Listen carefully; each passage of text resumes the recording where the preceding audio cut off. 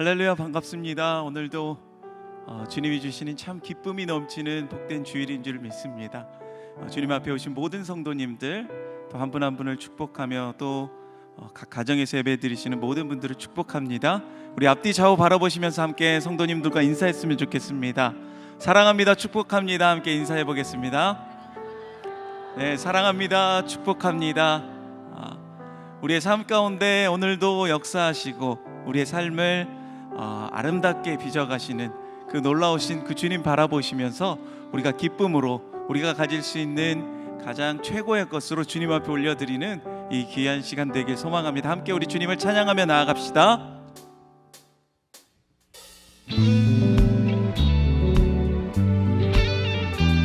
우리 함께 박수치며 찬양할 때에 우리의 삶을 인도하시고 언제 우리에게 참 평안을 주시는 그 주님을 찬양합시다.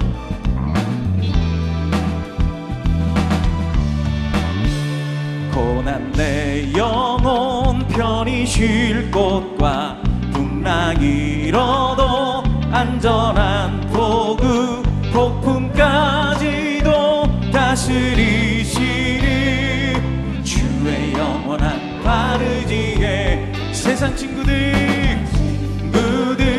나를 버려도 늘 함께 동행함으로 주의 은혜가 충만하리니 주의 영원한 바르지에 아멘. 주의 영원하신 발 함께 하사 항상 나를 붙드시니 어느 곳에 가든지 요동하지 않는 주의 팔을 의지함이라 아멘. 나의 믿음이 연약해져도 미리에 위한 힘을 주시며 윈태할 때도 안보하시는 주의 영원한 바르지 능치 못한 것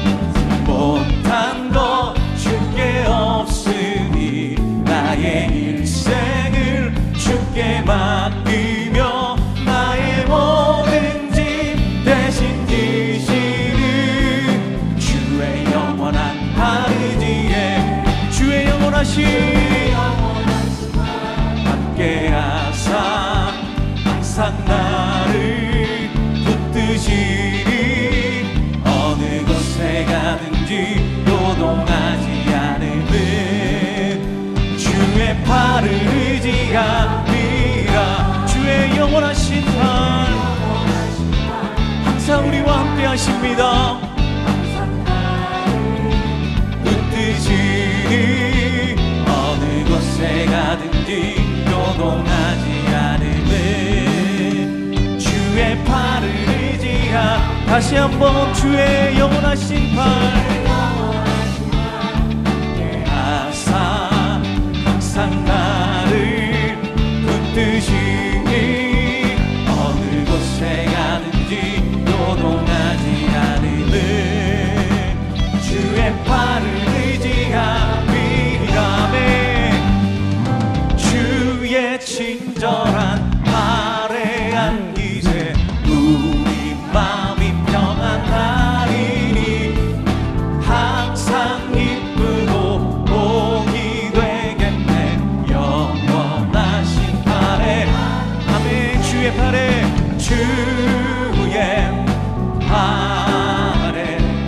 그 크신 팔에 안기세 주의 팔에 영원하신 날이 갈수록 주의 사랑이 광명하게 비치고 천성 가는 길 영원하신 팔에 함께 고백합시다. 주의 팔에 그 크신 팔에 안기세 주의 팔에 영원하신 한 번 더 주의 팔 팔에 주의 팔에 그 크신 팔에 안기세 주의 팔에 영원하신 팔에 우리의 목소리로 주의 보좌로 나갈 때에 기뻐 찬미 소리 외치고 겁과 두려움 없어지리니 영원하신 팔에 안기세 주의 팔에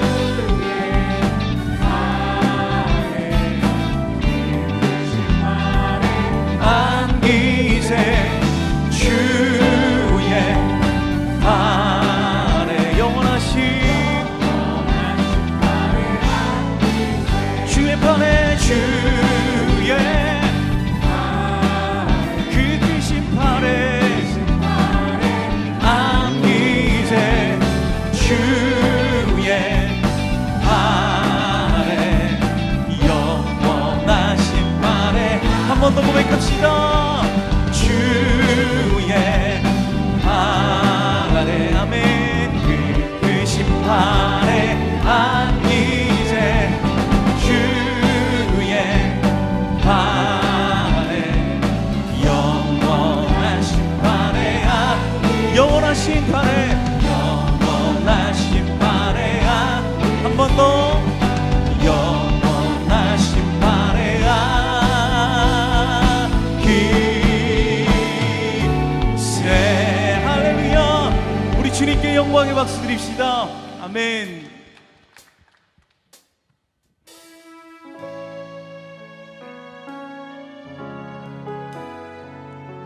늘 언제나 우리와 함께 하시는 그 주님 앞에 우리의 삶을 드려 고백하길 원합니다.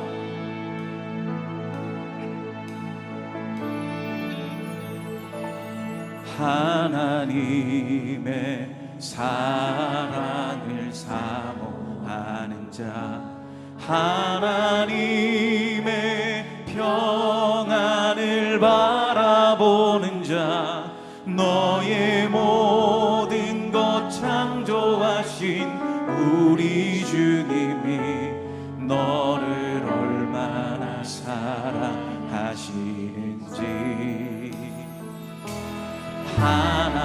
하나님께 찬양과 경배하는 자 하나님의 선하심을 닮아가는 자 너의 모든 것 창조하신 우리 주님이 너를 자녀 삼으셨네.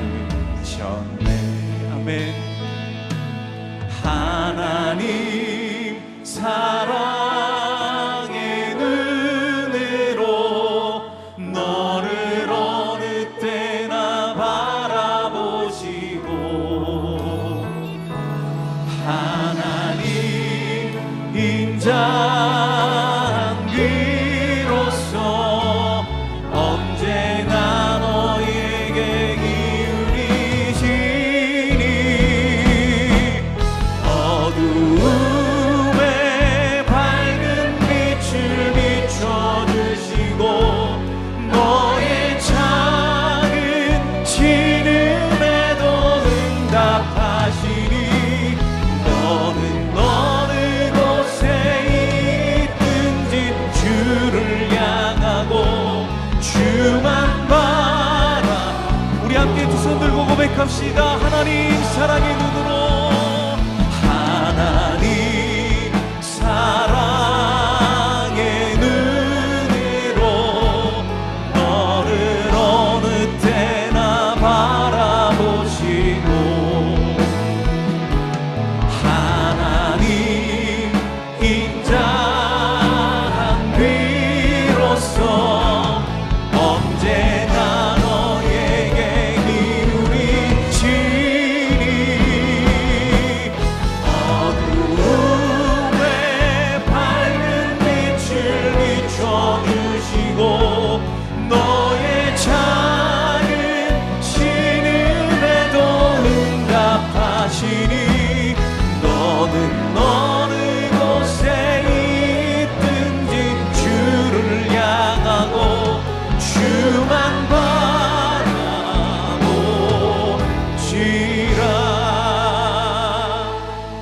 모두 자리에서 일어나셔서 찬양하심으로 주일 예배를 하나님께 드리겠습니다.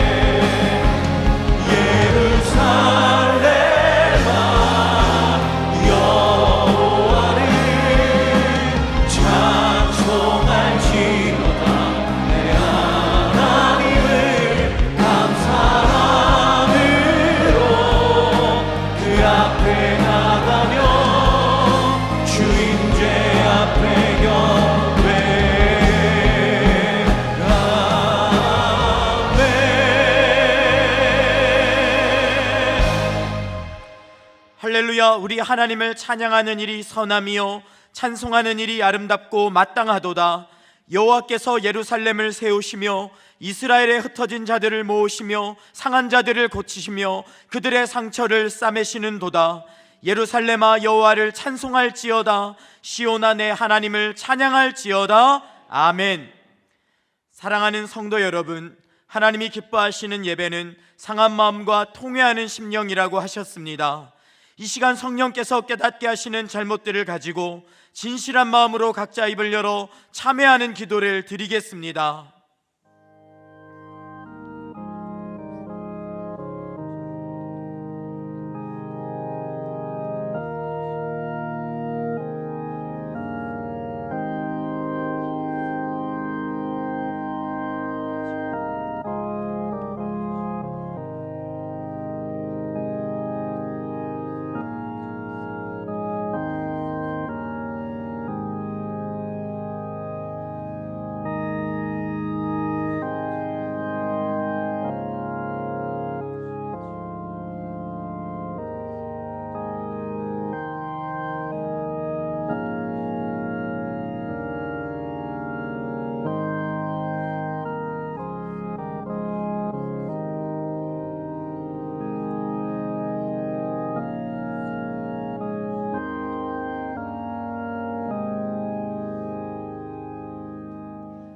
만일 우리가 우리 죄를 자백하면 그는 미쁘시고 의로우사 우리 죄를 사하시며 우리를 모든 불의에서 깨끗하게 하실 것이요.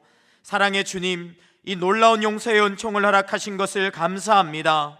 이제는 우리가 법 아래 있지 아니하고 은혜 아래 있기 때문에 더 이상 죄가 우리를 주관치 못하는 줄 믿습니다. 이 시간 우리를 다시 한번 성령으로 강건케 하시고 충만케 하여 주옵소서. 예수님의 이름으로 기도합니다. 아멘. 자리에 앉으셔서 찬송하겠습니다.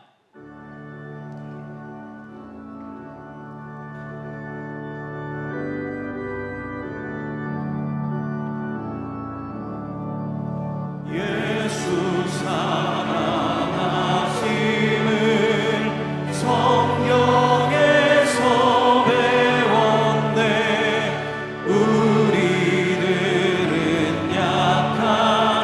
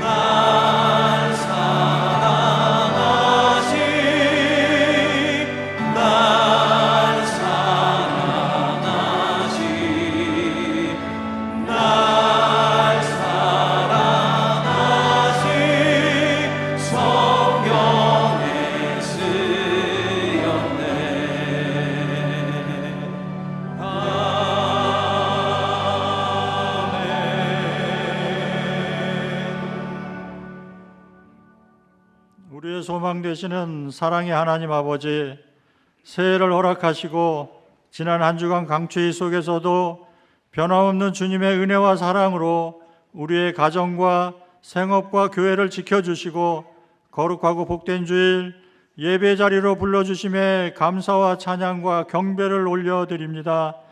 예배드리는 우리의 심령이 진정 감사로 하나 되어 오직 주님께만 영광이 되게 하시며 구원의 감격과 은혜를 누리게 하옵소서. 말씀을 전하신 이인호 목사님에게 성령 충만과 권능으로 함께 하시어 말씀의 은혜로 충만하게 하사 우리의 마음과 영혼의 상처가 치유되며 힘과 용기를 얻어 새로운 한 주간 오직 여호와 하나님만 의지함으로 세상에서 승리하는 삶을 살게 하옵소서. 하나님 아버지, 우리 더 사랑의 교회가 이웃과 세상을 향해 주님의 빛과 소금의 역할을 잘 감당하여 복음이 확장되는 통로가 되게 하시며 주님의 영광을 드러내는 교회 되게 하여 주옵소서. 금요 비전 기도회 가운데 부어주신 주님의 은혜와 사랑으로 우리의 심령이 회복되고 새로워지는 경험을 허락하심에 감사를 드립니다. 이번 주에 말씀을 전하시는 서진교 목사님에게 큰 능력 주셔서 은혜의 말씀이 선포되게 하시고 말씀과 기도를 통해 하나님의 놀라우신 은총을 허락하여 주옵소서. 이 음악교와 미래의 준비팀의 다음 세대 자녀들이 하나님을 경외하며 예배와 말씀과 기도 생활 가운데 주님과 동행하는 하나님의 자녀들로 성장하여 민족과 열방의 리더로 세워지게 하옵소서. 알래스카에서 선교하시는 송문규 선교사님에게 지혜와 능력을 더하사 알래스카에 예수님의 복음과 사랑을 담대히 전하게 하시고 풍성한 사역의 열매를 거두게 하옵소서. 사랑의 주님, 우리 성도님들의 가정을 날마다 돌보시고 어루만지사 모든 간절한 기도의 제목들이 응답되는 성령의 역사를 경험하게 하시며 특별히 질병 가운데 있는 환우들을 치료하여 주셔서 속히 회복되어 하나님께 영광 돌리며 예배를 회복할 수 있도록 하나님 도와주시옵소서. 은혜의 주님, 이 나라와 민족을 긍휼히 여겨 주옵소서. 주님의 한량없는 자비와 사랑으로 품어주사 하나님의 공의와 정의를 이루어갈 수 있도록 위정자들과 지도자들에게 사랑과 지혜를 더하시고 하나님 바른 길로 인도하여 주시옵소서. 예배를 돕는 성기미들에게 은혜를 더하사 저들의 성김이 주님의 기쁨 되게 하시며 찬양으로 하나님께 영광 올려드리는 찬양팀과 임마누엘 성가대 찬양을 기쁘게 받으시고 하나님 축복하여 주옵소서. 우리를 구원하신 예수님의 이름으로 기도드립니다. 아멘.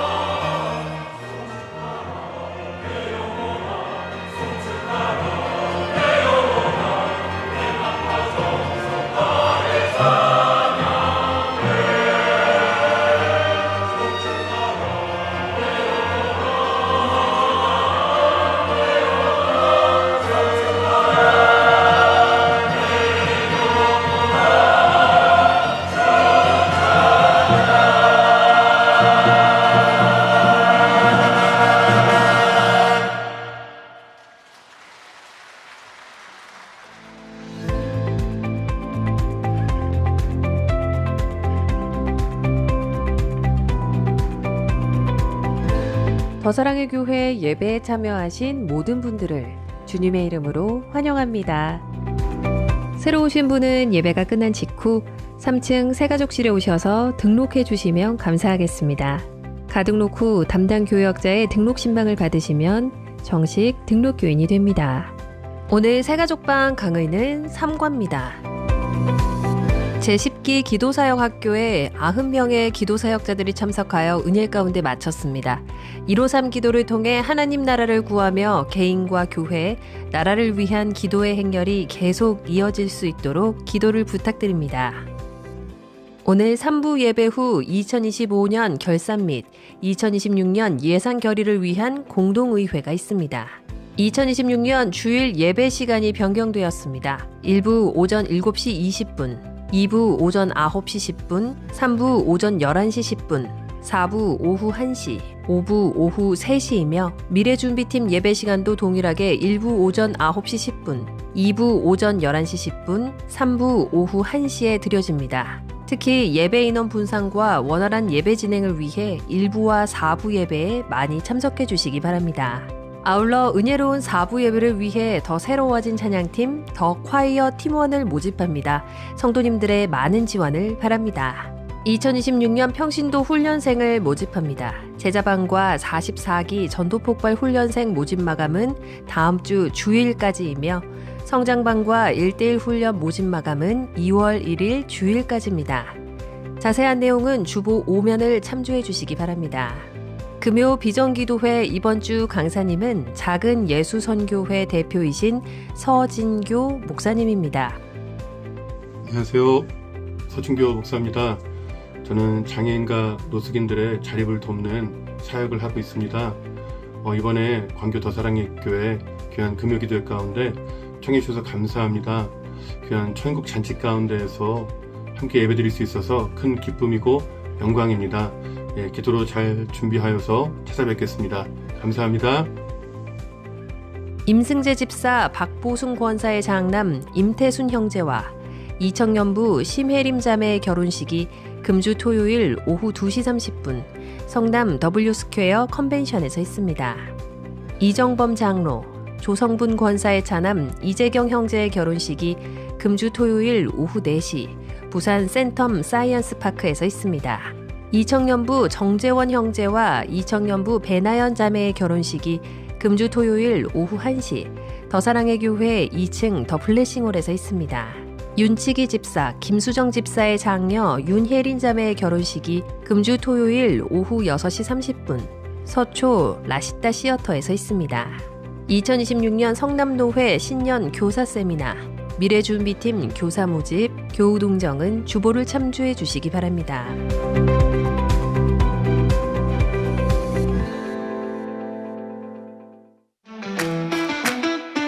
4부 예배, 이제는 더 새로워진 찬양팀 더 콰이어와 함께 세워갑니다. 하나님을 향한 마음만 있다면 누구나 환영합니다. 처음이어도 괜찮습니다. 연습하며 함께 배워갑니다.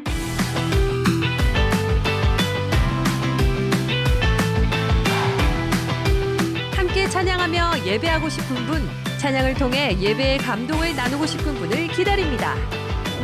4부 예배, 더 콰이어와 함께 예배의 감동을 더욱 풍성히 세워갈 소중한 여러분의 적극적인 지원을 바랍니다.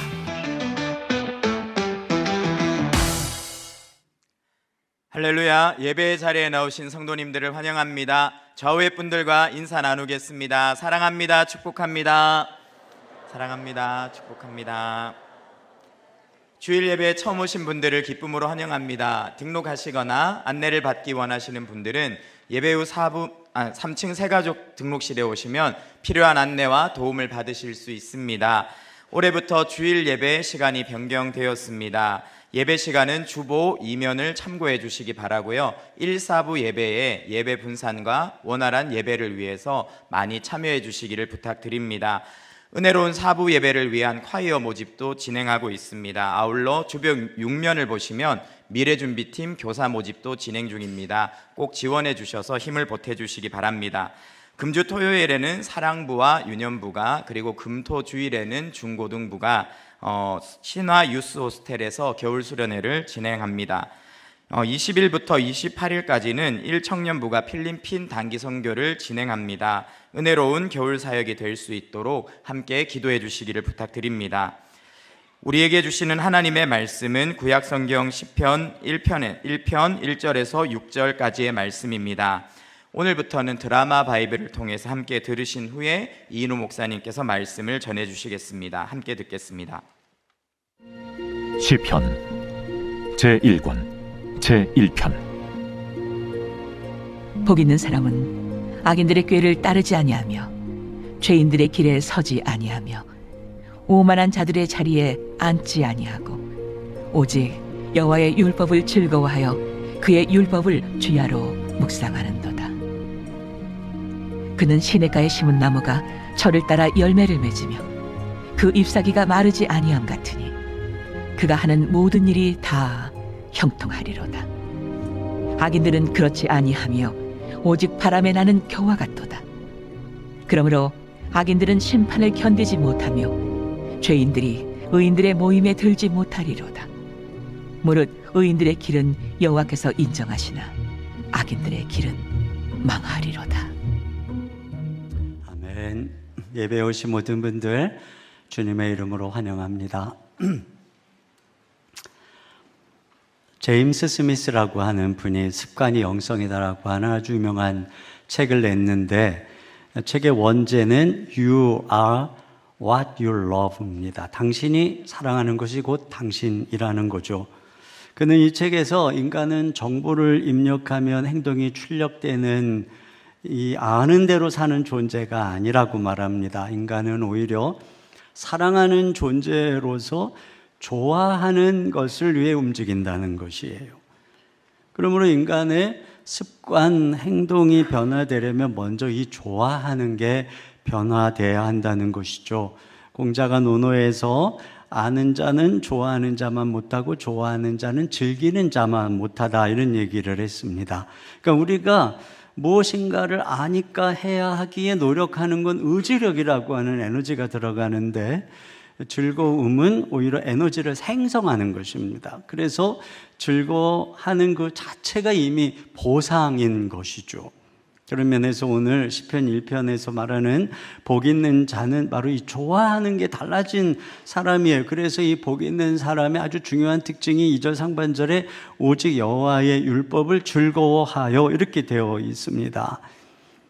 여기 이 복 있는 자라고 하는 이 단어는 이렇게 바라크라고 하는 복하고는 다르게 에세르라고 하는 단어인데 행복으로도 번역을 할 수 있어요. 그러니까 행복하도다, 이런 사람은 이렇게 번역할 수도 있는데, 그러니까 무엇인가를 얻어서 소유해서 행복한 게 아니라 존재 자체가 행복한 사람이라는 것이에요. 그가 누구냐? 그러니까 여호와의 말씀을 즐거워하는 사람이라는 거죠.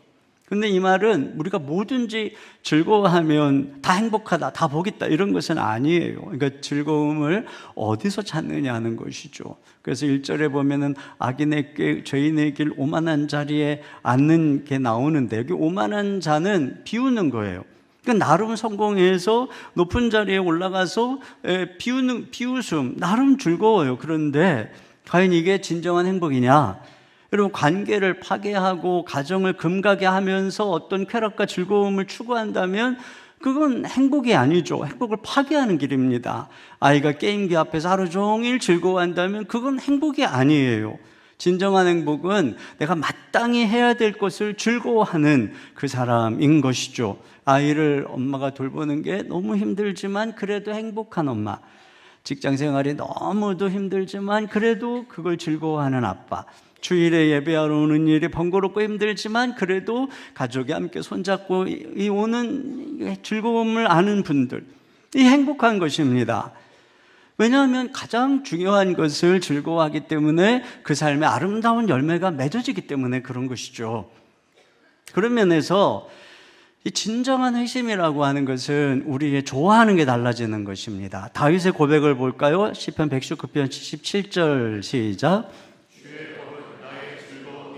여러분, 이 왕궁에서 즐거운 게 얼마나 많겠어요. 그런데 자기의 즐거움은 이 주의 법, 말씀이라는 거예요. 또 72절 시작. 주의 입이 법이 내게는 천천 금은보다 좋으니이다. 네, 여러분 악한 자들은 이 돈 외에는 기쁨이 없어요. 그런데 다윗은 천천 금은보다 주님의 말씀이 더 좋다 이렇게 얘기를 하고 있습니다. 여러분 인생은요 가장 중요한 여호와의 율법을 즐거워한다. 끝난 거예요. 학생이 공부가 즐겁다. 끝난 거예요.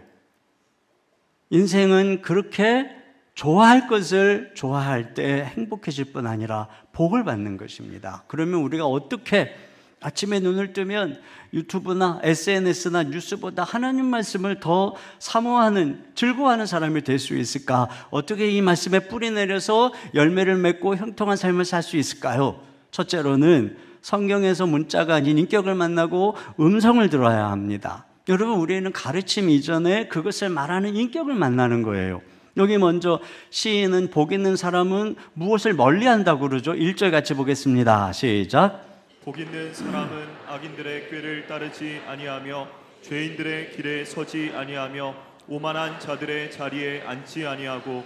여기 꾀는 어떤 가치관, 세계관이겠죠. 길, 이건 생활 양식일 거예요. 그리고 자리는 어떤 정체성, 뭐 이런 것이겠죠.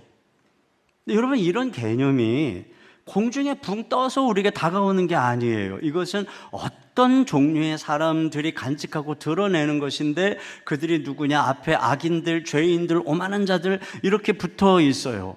여러분, 우리는 이런 그들이 추구하는 꾀, 길, 자리에 함께하기 전에 먼저 그들을 만나는 것입니다. 그들과 함께 교제하고 밥 먹고 그러다 보니까 영향을 받아서 그걸 내가 이렇게 받아들이고 생각에 동조하게 되다 보니 길을 따라가고 어느덧 그 자리에 함께 앉아있는 것이지, 어쩌다가 뭐 하나 보았고 어쩌다 착한 걸 읽었다고 그렇게 변하는 게 아니에요. 그런 면에서 여러분, 우리가 어떤 삶을 지금 추구하고 있는가 하는, 지금 우리가 주로 누구하고 밥을 먹고 어떤 사람하고 가까이 하고 어떤 사람을 좋아하는가를 보면은 다 나오는 것입니다. 그런 면에서 복 있는 사람이 누구라고 그러냐면은 여호와의 율법을 즐거워한다. 그냥 율법이 아니라 여호와의 율법이다 이렇게 얘기하죠. 여호와라고 하는 이 이름은 우리랑 언약을 맺으시는 이름, 하나님의 이름입니다. 저 멀리 계셔서 고상한 가르침으로 철학적 이론으로 도덕적 훈화를 하시는 그런 분이 아니고, 우리를 선택하고 우리를 사랑하고 우리를 구원하고 우리에게 아들을 보내시고 그래서 우리랑 대화하고 교제하고 만나주시는 분이 바로 여호와이신 거예요. 그런 면에서 여러분, 우리가 먼저 율법을 좋아하는 게 아닙니다. 먼저 그 여호와를 만나는 것이죠. 그분의 사랑을 경험하는 것이에요. 그래서 보통 사람에게는 성경을 읽으면 수면제입니다. 성경이 그래도 베스트셀러라니까 한번 읽어봐야 되겠다. 읽어보면 다 수면제입니다. 교회 가서 좋은 말씀 하다니 한번 들어봐야 되겠다. 다 졸음을 이기지 못하는 것입니다. 그런데 그리스도를 만나면 들리기 시작하는 것이에요. 먼저 이 말씀을 하신 그분을 만나고 사랑하면 그분의 말씀이 들리기 시작하는 것입니다. 두 번째로, 성경 읽는 것이 아니라 그러면서 듣는 것이에요. 여러분, 성경에서 우리가 글자를 읽는 게 아니라 그분의 음성을 듣는 것입니다. 여기 그가 여호와의 율법을 즐거워한다고 그럴 때 문자를 즐거워하는 게 아니라 그분의 음성을 즐거워하는 거예요. 우리는 생각할 때 시인이 율법책을 읽고 여호와의 말씀을 즐거워서 묵상하는가 보다 이렇게 생각하는데, 여러분, 당시에 두루마기에 기록된 율법책은 희귀하고 값비싸고 개인이 소장할 수가 있는 것이 아니었습니다. 그래서 그것은 회당마다 또는 성전에 딱 보관해 놓고, 그리고 이 안식일에 성경을 낭독할 때 그걸 들으려고 많은 사람이 오면 그 아크에서 거기 궤에서 열어서, 그래서 그걸 하고 그리고 다시 딱 집어넣어 놓고 이런 것이었어요. 그러므로 대부분의 성도들은 바로 이렇게 듣는 거예요. 여호와의 율법을 읽는 게 아니고 듣는 것이었어요. 그래서 성경은 반복적으로 들으라, 쉐마, 이거 듣는 거예요. 들으라 이렇게 얘기를 하는 게, 읽으라가 아니라 들으라고 하는 것이죠. 매체 이론가 월터 옹이라는 분이 무슨 얘기냐면, 소리와 글의 결정적 차이를 뭐라 그랬냐면은, 글은 박제된 것이지만 소리는 누군가 지금 내 곁에 존재하고 있다는 확실한 증거다. 그러니까 여러분, 성경의 음성으로 들릴 때 이 하나님이 먼 과거의 기록자, 고리타분한 어떤 윤리의 어떤 뭐 선포자가 아니라 지금 여기 살아계셔서 내게 말씀하시는 분이라는 것입니다. 그래서 오늘 이 시인은 여호와의 말씀을 즐거워하는 것이 뭐냐? 바로 그 말씀이 음성으로 들려진 것, 그게 너무나 즐겁다는 거예요. 그러니까 나에게 들려진 그 말씀이 너무나 자비로운 음성이 달고 오묘하다는 것이에요. 그러니까 더 이상 윤리 도덕책이 아니라는 것이죠. 여러분, 오늘날 우리는 읽는 데 익숙해요. 종교개혁 이후에 성경이 다 책으로 번역하니까 누구나 다 성경을 가지고 있어요. 그러다 보니 이 공동체 예배 때 성경을 이렇게 구약 때처럼 낭독하는 이게 사라졌어요. 그리고 이제 여러분은 주로 이제 설교를 듣는 거죠. 성경을 해석하고 그걸 어떻게 삶에 적용할지에 대한 말씀을 듣는 거죠. 그 성경은 대부분 각자 집에서 혼자 읽도록 이렇게 되어 있습니다. 그러다 보니까 개인적으로 이렇게 활자를 주로 읽는 것이죠. 그러나 여러분, 이거는 우리에게는 익숙한 거지만 사실 가만히 살펴보면 성경적인 전통이 아니에요. 이 브라이언 라이트라는 분이 1세기 그리스도인의 공동일기라고 하는 책에서 그 당시에 이 초대 교회 당시 로마 시대의 문화를 얘기하는데, 로마 사회에서 작가가 작품을 대중이나 지인들 앞에서 모아놓고 이렇게 낭독을 했다고 합니다. 그러다 보니까 글을 모르는 사람들도 작품을 이해하고 다 접할 수가 있었다는 거예요. 학생들도 학교에서 이 책을 교과서를 소리내서 읽고 암송하며 문학을 배웠다는 것입니다. 유대인들도 회당에서 어떻게 했느냐, 율법을 낭독하는 걸 듣는 곳, 이것이 바로 회당의 중요한 의미였고 기능이었다는 거예요. 그래서 이런 전통에 따라서 초기 교회, 초대교회 예배 시간에 다 성경을 읽었습니다. 그래서 신약 성경인 편지들은 다 공동체에서 읽도록 쓰여진 거예요. 골로새 4장 16절입니다. 시작. 이 편지를 너희에게서 읽은 후에 라우디게아인의 교회에서도 읽게 하고 또 라우디게아로부터 오는 편지를 너희도 읽으라. 또 데살로니가전서 5장 27절입니다. 시작. 내가 주를 힘입어 너희를 명하노니 모든 형제에게 이 편지를 읽어주라. 네, 이거 모든 형제에게 다 모였을 때 읽어주라는 거예요. 디모데전서 4장 13절 또 시작. 내가 이를 때까지 읽는 것과 권하는 것과 가르치는 것에 전념하라. 여기 읽는 것, 이게 바로 영어로 어떻게 되어 있느냐, Public Reading of Scripture입니다. 그러니까 성경을 공동체에서 읽으라는 거예요. 그리고 권하는 것, 그 다음에 권하는 것, 이거 설교죠. 그리고 또 더 깊이 있게 가르치라는 것입니다.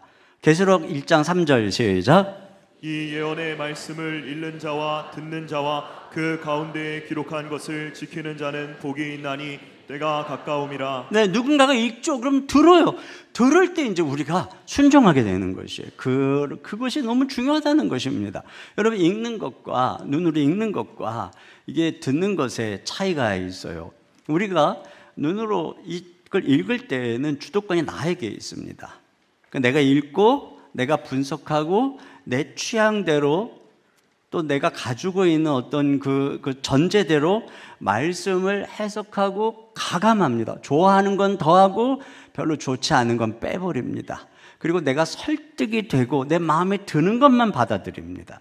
근데 우리가 들을 때에는 주도권이 말하는 사람에게서, 지금 여러분이 듣고 있고 저에게 주도권이 있죠. 그러니까 수동적으로 듣는 것이에요. 귀를 열고 내가 주의 말씀을 듣겠습니다, 이런 태도죠. 이럴 때 성령이 역사하는 것입니다. 그래서 성경을 공부하는 시간보다 복음이 선포되는 시간에 훨씬 구원의 역사가 일어나는 것이고, 설교를 듣는 시간에 거듭나고 은혜를 경험하는 일들이 일어나게 되는 것이에요. 로마서 10장 17절입니다. 시작.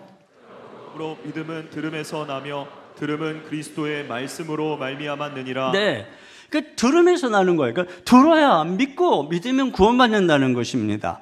존 웨슬리가 모태신앙이죠. 그리고 그가 열심히 헌신적으로 살아가고 있는 순간에도 회심하지 못했어요. 그러다가 어느 날 모라비안 집회에 참여했다가 누군가가 루터의 서문을 읽는 걸 듣고 성령께서 듣는 그 시간의 역사에서 호련히 회심하게 되는 거예요.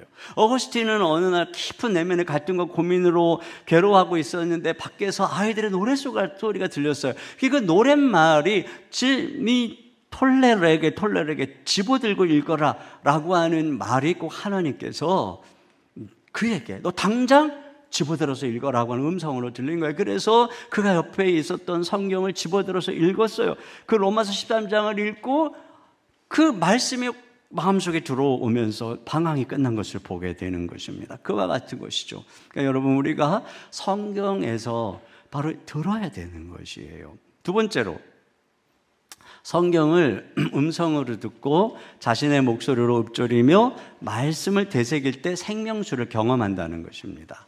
자, 말씀을 듣고 즐거워하는 그가 다음에 어떻게 하는가 보세요. 2절 하반절 같이요. 시작. 그의 율법을 주야로 묵상하는도다. 네, 그 즐거우니까 묵상하는 거예요. 계속 마음속에 남아있는 거예요. 여러분, 이게 연인들이 서로 대화를 하고 전화를 하고 그 음성이 너무 달콤해서 밤새 대화를 해도 시간 가는 줄 모르고 끝나도 마음속에 그 음성이 남아있어요. 그리고 그의 그 말을 되새기고 음미하고 또 그가 보낸 문자 하나하나의 말을 마음에 새기고, 이것처럼 주님의 말씀이 음성이 너무나 좋아서 그 말씀을 묵상한다는 것입니다. 그런데 여기서 이 묵상한다라고 하는 단어가 히브리어로 하가라고 하는 단어로 작은 소리를 낸다는 의미입니다. 그래서 여기는 묵상어로 번역을 했지만 뒤로 가면 성경에 이제 다른 부분은 이 단어를 읊조리다로 번역을 했어요. 귀로 들은 말씀을 입으로 중얼중얼 거리면서 읊조린다는 것입니다. 여러분, 우리가 노래를 자꾸 듣다 보면 어느 순간에 나도 모르게 그 노래가 내 입에서 나오는 걸 발견하게 됩니다. 그리고 내가 그걸 또 이렇게 따라 부르다 보니 어느새 그게 익히게 되고 내가 그걸 이제 부를 수 있게 되는 거죠. 아이들이 말을 배울 때에도 책을 보고 배우는 것이 아니라 부모님의 말을 계속 들으면서 아이가 막 옹알이를 하다가 어느 순간 말이 뻥 하고 터지는 것이죠. 여러분, 이것이 바로 중요해요. 우리가 들은 것을 말함으로써, 읊조림으로써 내 것으로 체화하고 내면을 한다는 것입니다. 유교의 전통적인 학습법이 뭐냐면 소리를 내어서 읽는 성독이라고 하는 것입니다. 조선시대의 서당 교육의 핵심이 뭐냐면은 이게 소리를 내서 읽는 거였어요.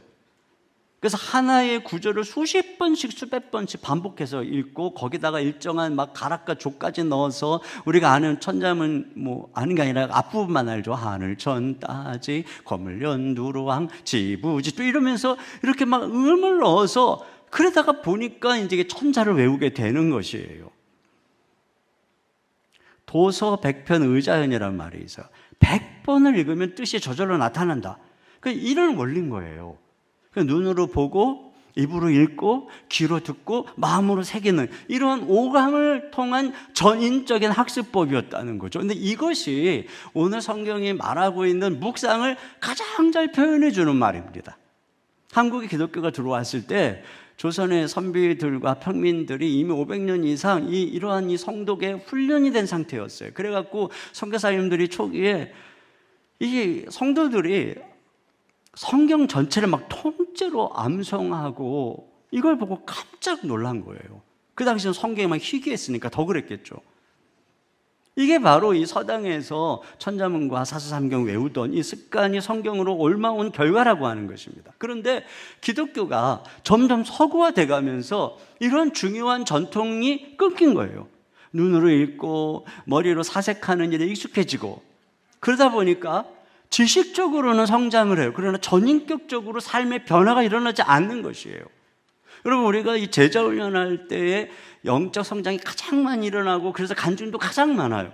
왜 그러냐면 이때 오관을 사용하기 때문에 그렇습니다. 그래서 뭐 성경도 다 읽어야 되는 것을 눈으로 읽고 또 책도 읽고 그 다음에 그걸 또 글로 써서 요약하고 또 설교를 요약하기 위해서 설교를 유심히 귀 기울여 듣고 또 성경 암송을 해야 되니까 그걸 계속 하루 종일 일주일 내내 소리를 내서 중얼거리면서 암송하고, 그리고 와서 또 서로 말씀 나누고 듣고 기도하고 찬양하고 이러다 보니까 단순히 그 한 시간이 아니라 이 시간 동안에 내가 이 오감을 통해서 하나님의 말씀으로 훈련이 되니까 영적 성장과 변화가 일어나는 거예요.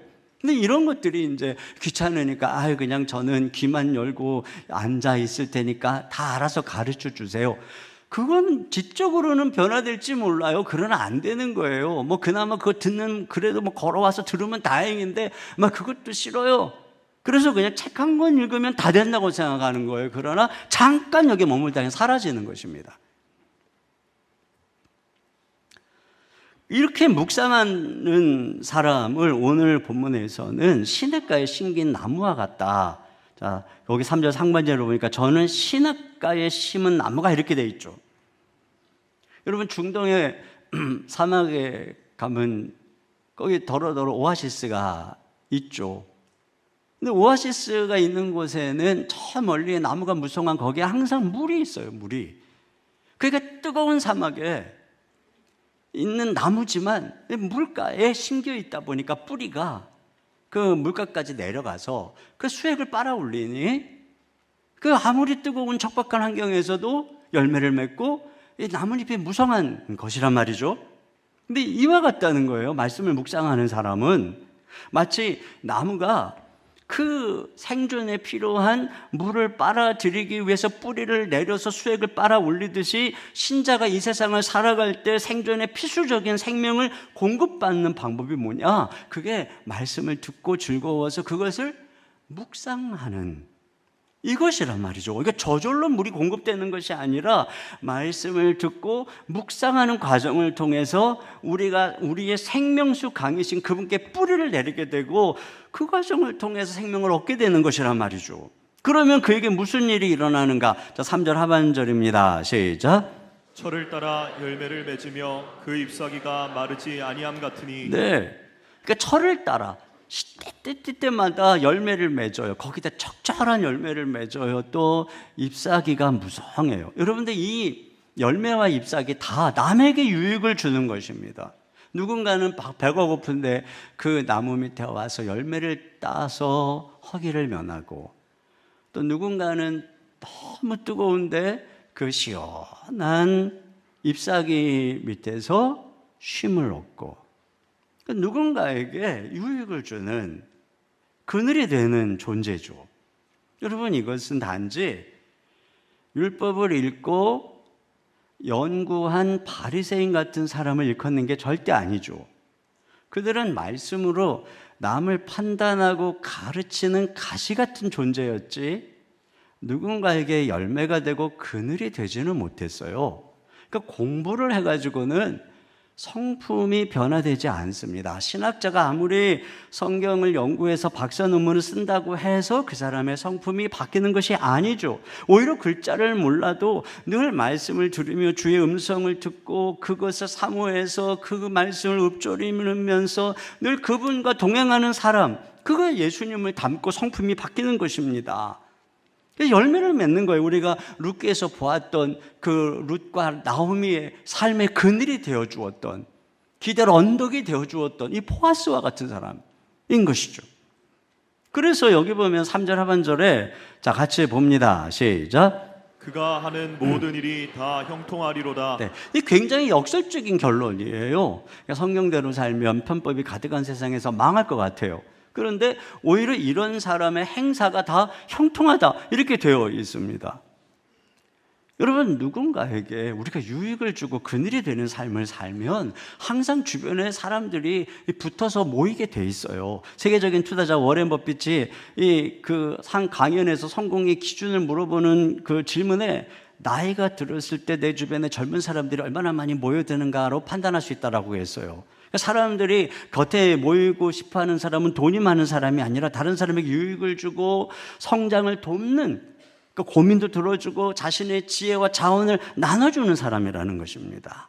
그런 면에서 여기 복 있는 사람은 열매를 맺었잖아요. 그늘이 되어주잖아요. 그러니까 그 사람들이 모이죠. 여러분, 세상 사람들은 다 알아요. 저 사람이 자기 이속만 챙기는 이 세상 사람인지 아니면 저 사람은 그런 세상에 얌차 들어가는 다른 사람인지 알아요. 그러니까 이런 사람이 사업을 해도 사람이 모이고 장사를 해도 사람이 찾아오는 것이죠.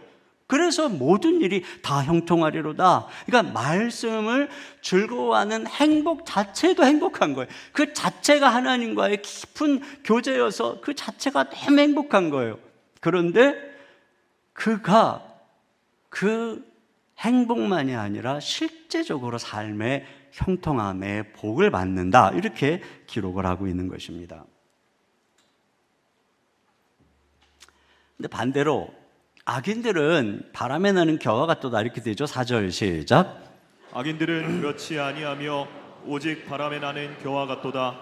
그러니까 뭐 실효와 이익을 쫓아서 막 이리로 갔다가 저리로 갔다가 그러니까 뭐 뿌리를 내려서 성장하고 뭐고 할 게 없어요. 그냥 생각도 이리로 갔다가 저리로 갔다가 마음도 막 정신없이 바쁘고 그러니까 굉장히 바쁜 것 같아 속은 텅 비었어요. 알맹이가 없어요. 겨와 같다는 것이죠.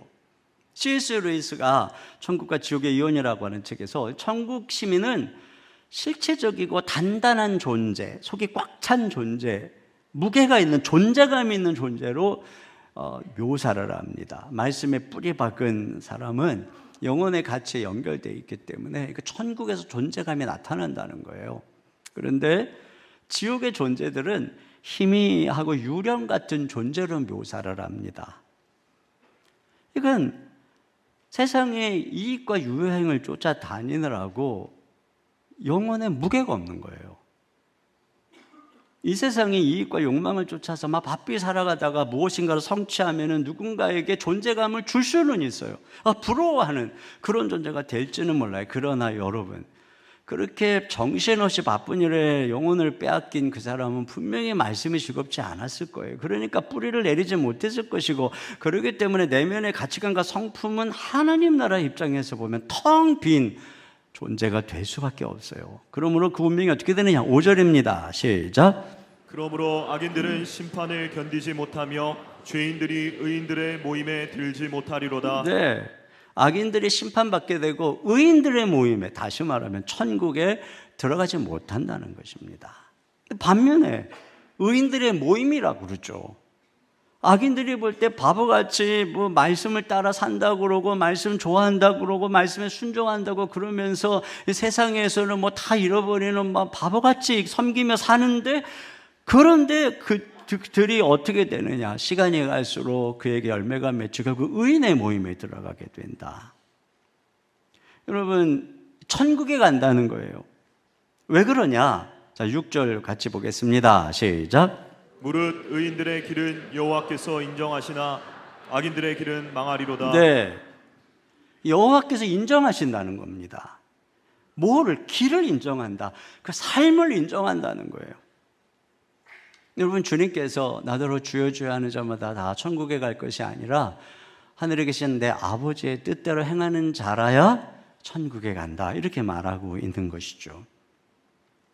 그리스도 안에서 말씀을 통해 주의 음성을 듣고 그래서 열매를 맺는, 누군가의 그늘이 되어주고 누군가 유익을 주는 삶, 이게 베풀고 나누는 사랑의 삶이고 이게 율법의 요약입니다. 그런 사람을 하나님이 인정한다는 거예요. 이걸 보면 말씀을 묵상하는 삶을 살아갈 때 이 땅에서도 모든 일이 형통하고 동시에 의인의 모임 천국에도 들어간다, 이렇게 되어 있어요.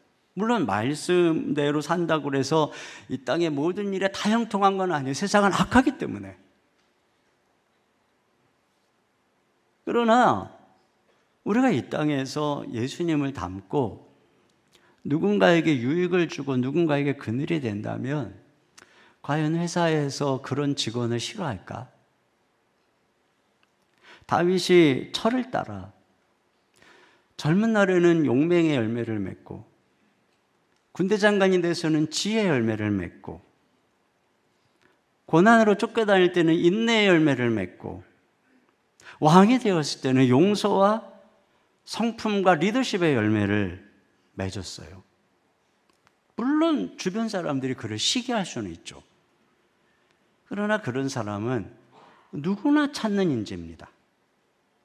율법을 통해서 열매를 맺고 우리의 성품이 변화되면 결국은 성경이 약속한, 너희가 이 말씀대로 순종하면 내가 너에게 이런 복을 줄게 하는 신명기 28장의 복을 이 땅에서 항상 그런 건 아니지만 경험할 수 있다는 거 성경이 얘기하는 것이고, 결국은 우리 신자의 가장 중요한 삶은 이같이 말씀을 듣고 그 말씀을 즐거워하고 그 말씀을 묵상해서 뿌리내려 변화되는 데 있다는 것이에요. 자, 그러면 세 번째, 그럼 어떻게 우리가 그렇게 될 수 있을까? 자, 3번 세 번째 같이 한번 읽어보겠습니다. 시작. 복 있는 한 분 예수님만이 우리를 복 있는 사람이 되게 합니다. 네, 여기 처음 이게 복 있는 사람은 하고 1절이 시작하는데 직역하면 복되도다 한 사람이요. 자, 이런 의미입니다. 단수예요. 오늘 시편 기자가 묘사하고 있는 그 한 사람은 누굴까요? 그분은 예수님밖에 없어요. 아니, 누가 항상 말씀을 묵상하고 항상 주야로 묵상하고 누가 항상 그렇게 사랑합니까? 한때 그러죠.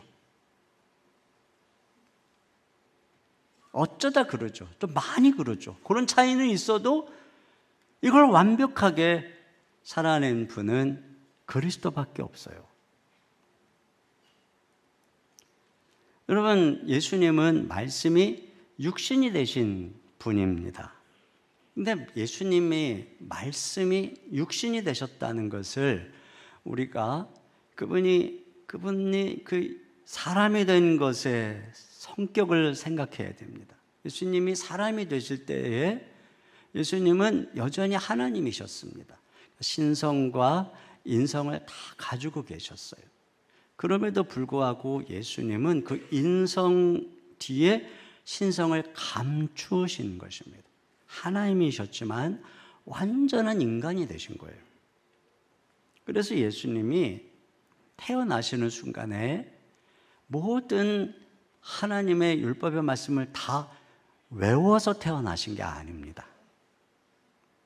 예수님은 온전한 사람으로서 어려서 부모의 손을 잡고 안식일마다 회당에 가서 낭독하는 성경을 들은 것이에요. 그런데 예수님은 죄가 없으신 하나님이셨기 때문에 어려서부터 성령이 늘 함께 하시고 주님의 은혜가 머물러 계셨기 때문에 예수님은 그 낭독하는 음성을 다 하나님 아버지의 음성으로 들은 것이에요.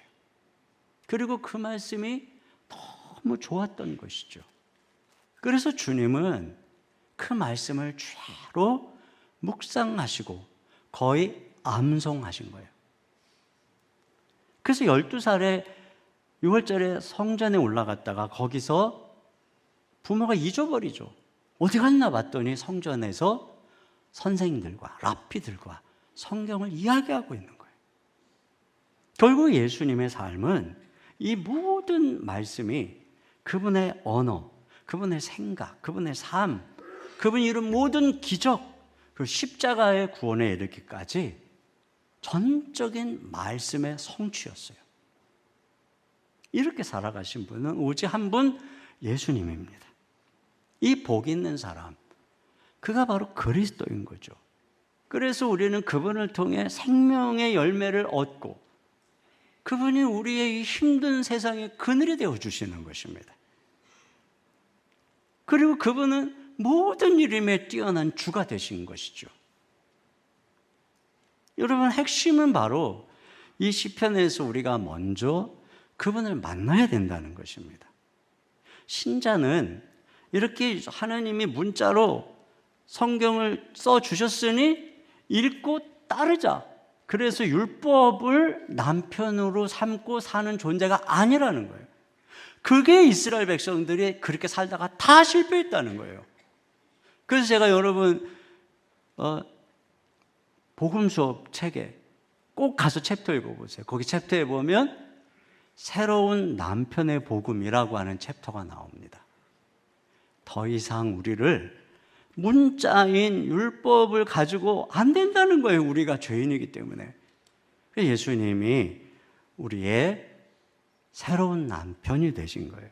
그래서 우리가 예수님을 만나면 나를 위해 죽으시고 나를 구원하신 그분을 사랑하게 되고 그 주님이 우리에게 성령을 보내주시게 되고 그럼 우리의 굳어진 마음이 부드러워져서 하나님 말씀이 들리고 사모하게 되고 꿀송이처럼 달게 되고, 그러다 보니 그분의 음성을 되새기고 묵상하게 되고, 그러다 보니 어느덧 내 삶이 점점 예수님을 닮아가게 되는 거예요. 이게 성경의 방법이라는 거예요. 이 사람이 바로 하나님이 원하는 열매 맺는 복된 사람이라는 거예요. 그러니까 여러분, 올 한 해 설교 제목처럼 성경을 공부하기보다 성경의 주제이신 예수님하고 연애해야 돼요. 제목을 오해하면 안 됩니다. 공부하지 말고 연애하라 그랬더니 뭐 애들이 보고 엄마 봐, 목사님이 그랬어. 보여주지 마세요, 이 제목. 그런 면에서 올해 우리가 새롭게 중점을 둘 부분은 공동체 성경 읽기입니다. 우리가 나머지는 너무 잘하고 있어요. 우리 교회가 정말 열심히 훈련하며 우리가 얼마나 잘 자라고 있는지 몰라요. 그런데 작년에 통계 연말에 보니까 1000명이 훈련을 받았어요. 우리 성도들 1000명이. 여러분, 올해도 계속 훈련 받아야 돼요. 정말 잘하고 있어요. 그런데 못하는 거, 이게 듣는 거, 말씀을 듣는 거. 그래서 여러분, 개인적으로도 저는 이제 계속 이렇게 하고 있는데, 홈페이지에 가면은 공동체 성경 읽기라고 하는 그 부분이 있어요. 클릭을 하시면 매일 분위기, 지난 것도 다 나와요. 이렇게 드라마 바이블로 오늘에 해당되는 분량이 탁 나와요. 그걸 딱 클릭하면 여러분 들을 수 있어요. 그러면 성경 몇 장하고, 요즘 창세기 성경 몇 장하고 뒤에 시편 한 편으로 기도하는, 이걸 다 들으면 1년에 성경 일독을 하게 되는 거예요. 매일. 그리고 여러분, 드라마 바이블 앱을 다운을 받으면 그걸 여러분이 앱에서 쉽게 또 접근할 수가 있어요. 근데 이게 혼자서는 또 지속적으로 하기가 어려워요. 그래서 여러분이 이렇게 도울 수 있도록 앞으로 다락방, 또 소그룹 모임이나 훈련 과정에서 우리가 듣는, 이게 예배 시간에 이렇게 적용하기는 어렵잖아요. 너무 짧으니까. 그리고 그러니까 중요한 것은 여러분이 다락방에 나가야 돼요. 또 이제 훈련에 가야 돼요. 여러 가지 훈련, 특히 이 성장반, 제자반은 아주 이제부터 우리가 특히 이 공동체 성경 읽기를 접목을 해서 진행을 하기 때문에 여러분이 또 새로운 또 은혜를 경험할 수 있는 기회가 될 거예요. 여러분, 앞서 예수님 얘기 제가 했잖아요. 어려서부터 말씀을 듣고 그 말씀으로 변화되셨다고. 여러분, 제가 이 하나님의 아들이신 예수님이 부모님 손을 잡고 이렇게 가서 말씀을 들었다는 걸 생각하면서, 우리 자녀들에게 말씀을 듣게 하는 게 얼마나 중요한가. 오은영 박사님이 그런 얘기를 했습니다. 어려서 아이들에게 시각적인 정보를 주면 안 된다는 거예요. 그러니까 시각적으로 뭔가를 이렇게 영상이나 이런 거를 딱 보면 즉시 해석이 되는데, 청각 정보는 머릿속에서 이미지를 그리는 과정을 거친다는 거죠. 그래서 청각 정보를 줄 때 아이들의 상상력과 사고력이 발달한다는 거예요. 근데 반면에 스마트폰, 텔레비전 등의 시각 정보를 어려서부터 과도하게 노출을 하면 아이가 뇌 발달이 안 된다는 겁니다. 성장이 안 일어난다는 거예요. 그 애들한테 그럼 야, 그 핸드폰 줘, 저기서 놀아. 왜 애한테 독약을 먹어? 애 바보 만드는 거예요, 바보. 가급적 스마트폰은 초등학교 졸업할 때까지 주지 말아야 돼요. 우리 애들이 다 초등학교 졸업할 때까지 스마트폰 없어가지고 자기 반에 스마트폰 없는 애 자기하고 어떤 애 둘밖에 없다는 거예요. 걔도 목사님 딸인데. 우리 애들 그랬어요. 이런 고지식함이 있어야지. 애가 지금 5살 된 애한테 핸드폰 놓고 저기 가서 놓고 자기는 다른 거 하고 있고 말이죠. 그러고서 애가 공부 잘하기를 어떻게 바라겠어요. 그 정도로 해가지고. 여러분, 그런 면에서 청각, 들려주네. 말씀을 읽어주고 들려주고. 찬송가에 나의 사랑하는 책 비록 헤어졌으나 어머니의 무릎 위에 앉아서 재미있게 듣던 말 이 책 중에 있으니 이 성경심이 사랑합니다. 귀하고 귀하다. 우리 어머님이 들려주시던 뭐죠? 재미있게 듣던 말 이 책 중에 있으니 이 성경심이 사랑합니다. 그걸 부모로부터 성경 이야기를 막 듣다가 나중에 성경책 보니까 여기 다 있었네. 이게 얼마나 다르게 다가오겠어요. 그러니까 아이와 함께 집에서 매일 들으세요. 드라마발로 같이 듣고, 우리 이번에 이음학교 선생님과 교육자들과 다 같이 가서 훈련 받았어요. 제가 생각해 보니까 우리 이음학교 같은 경우에는 저기서 일주일 내내 있잖아요. 야, 얘들이야말로 어려서부터 이 공동체 성경 읽기를 통해서 말씀을 듣는 훈련을. 이거 듣는 걸 잘해야 성품도 바뀌지만 머리도 좋아지고 부모에게 말 듣는 훈련도 되는 거거든요. 그래서 이것을 완전히 우리 이음학교의 아주 기본적인 모델로 만들어야 되겠다. 지금 여러 가지를 생각하고 있지만 그런 기대감이 있어요. 그래서 여러분, 우리가 이와 같이 한번 올해 듣는 거, 말씀 듣는 거 집중했으면 좋겠어요. 시편 1편에 이 복 있는 사람 예수님입니다. 여러분, 우리가 말씀을 공부하기 전에 주제이신 그분을 만나야 되고 그분과 연애해야 됩니다. 그분을 사랑해야 됩니다. 그래서 그분의 음성이 너무 좋아서 묵상하다 뿌리 내려야 됩니다. 그래서 열매 맺고 누군가의 그늘이 되어주는, 그래서 범사가 형통한 그런 은혜와 축복이 이 새해에 여러분과 함께 하시기를 주의 이름으로 축원합니다. 우리 시간같이 우리 자리에서 불편하지 않으신 분들은 일어나셔서 우리 주를 향한 나의 사랑을 주께 고백하게 하소서. 아름다운 주의 그늘 아래 살며 주를 보게 하소서. 우리 같이 찬양하겠습니다. 주를 향한 나의 사랑을 주께 고백하게 하소서. 아름다운 주의 그늘 아래 살며 주를 보게 하소서. 주님의 말씀 선포될 때에 땅과 하늘 진동하리니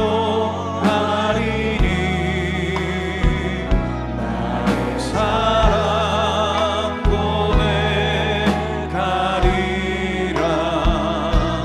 나의 구주 나의 친구. 부드러운 주의 속삭임, 부드러운 주의 속삭임.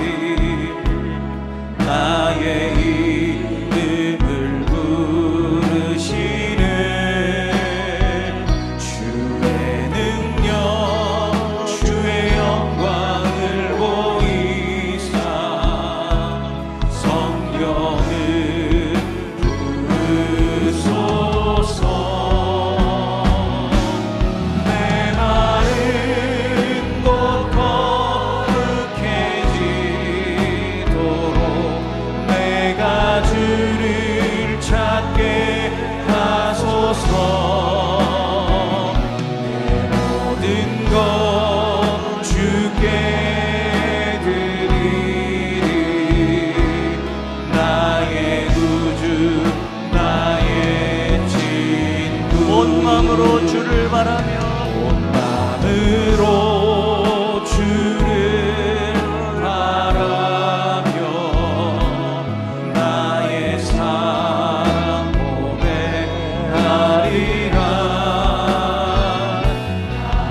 향한 주님의 그 크신 사랑 간절히 알기 원해. 주의 은혜로 용서하시고 나를 잘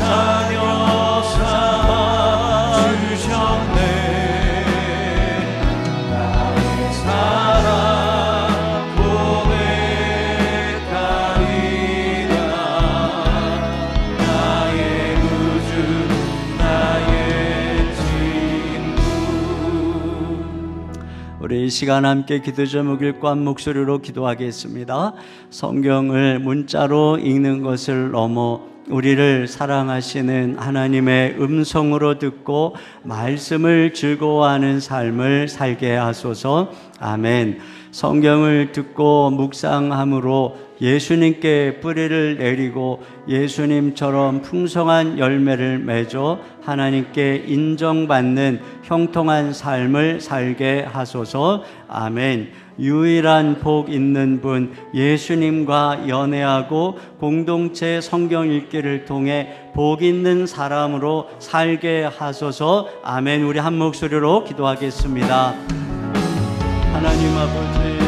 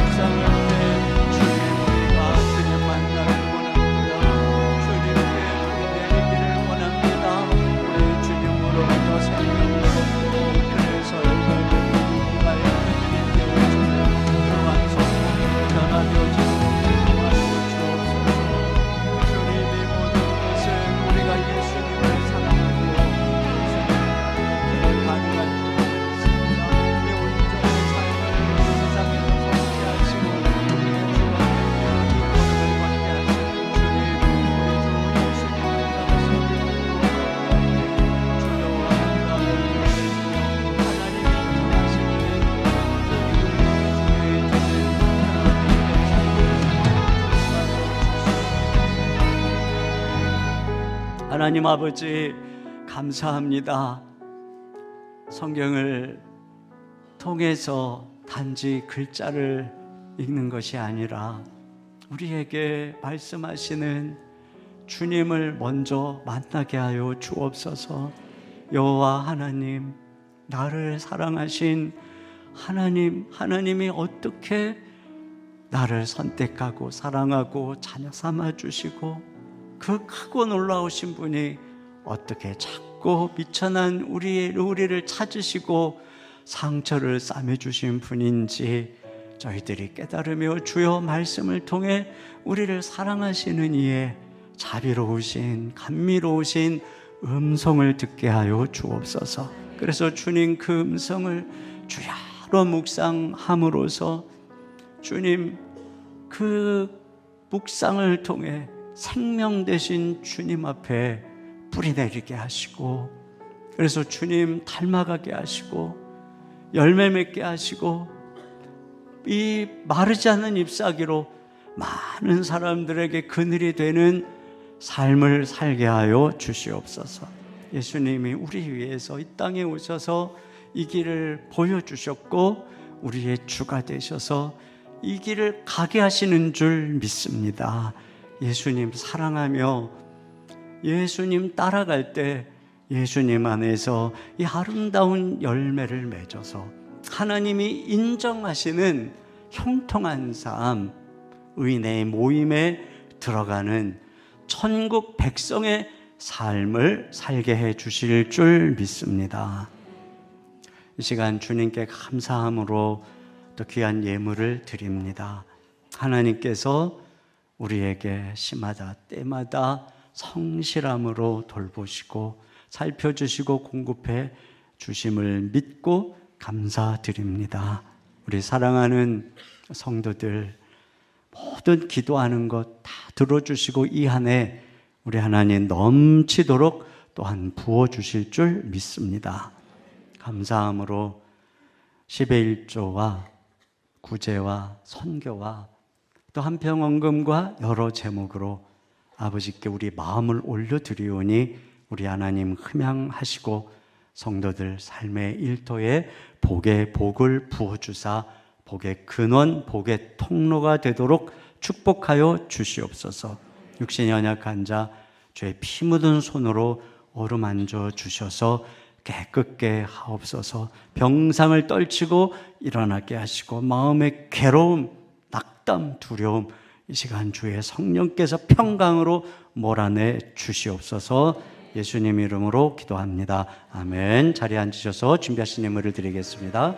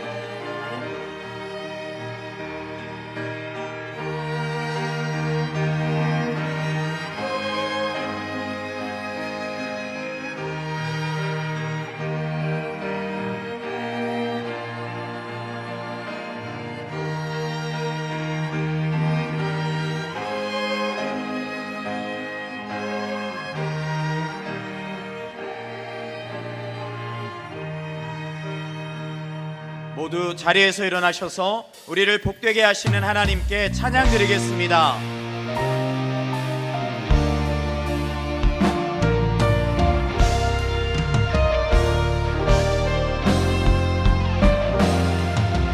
그날 모두 변화되리.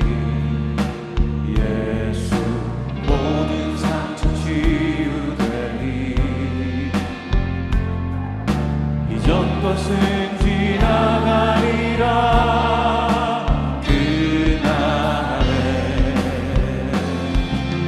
그날 모두 알게 되리. 예수 모든 답을 얻게 되리. 모든 걱정 사라지리.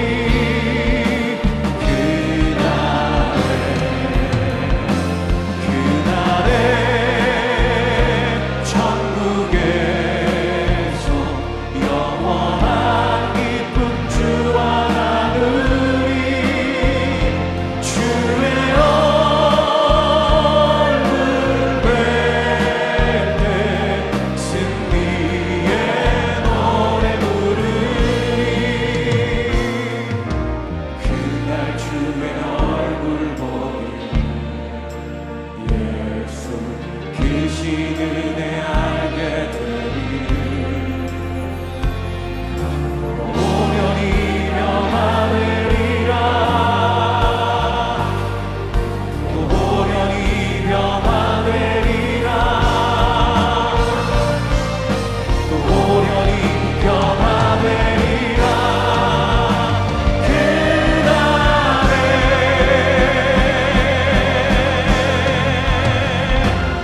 그날에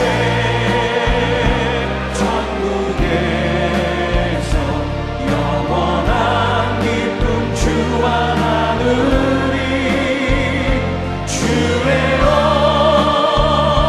얼굴 뵐 때 승리의 노래 부르리.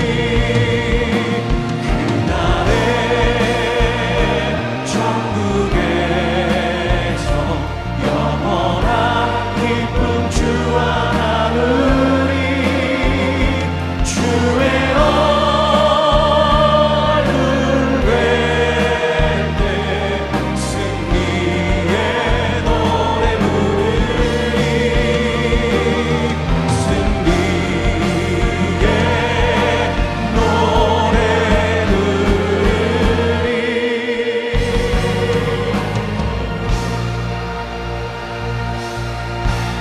지금은 우리 주 예수 그리스도의 은혜와 우리 아버지 하나님의 무한하신 사랑하심과 성령님의 감화 감동 위로 교통하시는 역사가 하나님의 말씀 음성으로 듣고 즐거워하고 묵상하여 아름다운 열매를 맺어 하나님이 인정하시는 복된 삶 살아가기를 다짐하며 돌아가는 모든 성도님들, 머리 위에 가정 위에 주의 몸된 교회와 이 민족과 열방과 모든 선교사님들 위해 이제로부터 영원토록 함께해 주시기를 간절히 축원하옵나이다. 아멘.